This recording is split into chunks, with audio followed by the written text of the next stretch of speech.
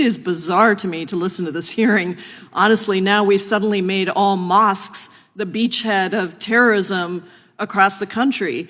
This is a very important religion around the world, and certainly here in the United States. Islam is a very, very important religion. And I go to Mr. Cohen's comments about why we're holding this hearing again. This is a redo, by the way. We've done this before. We're doing it again at a time when we have so many pressing issues that we should be addressing in the Constitution Subcommittee. We have the issue of voting rights, the gutting of voting rights by the Supreme Court, the dilution of the black vote in the United States, which should be at the top of our list to talk about. We have the unconstitutional war in Iran that has now cost at least $29 billion of taxpayer money that we have not had a single hearing on.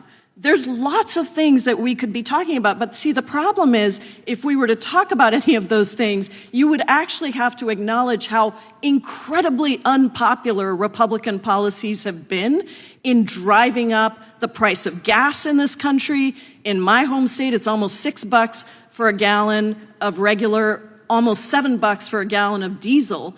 You'd have to address the rising cost of fertilizer, of groceries, the fact that Republicans stripped health care away from millions of Americans. People cannot afford health care in the United States of America, the richest country in the world. We have 90 million Americans who are either uninsured, no insurance at all, or underinsured, meaning they have some form of insurance, but it's not enough to pay their medical bills. And that is why we have $220 billion of medical debt in the United States of America. $220 billion.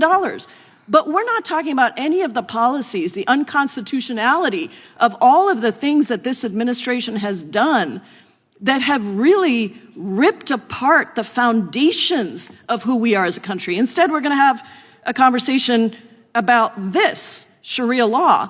And, you know, I've seen in my home state of Washington, but across the country, the rise in anti-Muslim bigotry that has been happening in the aftermath of October 7th attacks and then in the aftermath of 9/11.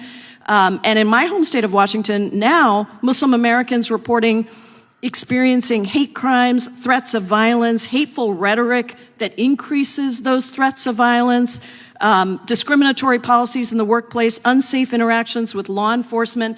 And this hearing is unfortunately just part of a much larger anti-Muslim, anti-Islam strategy that Republicans have been trying to drive.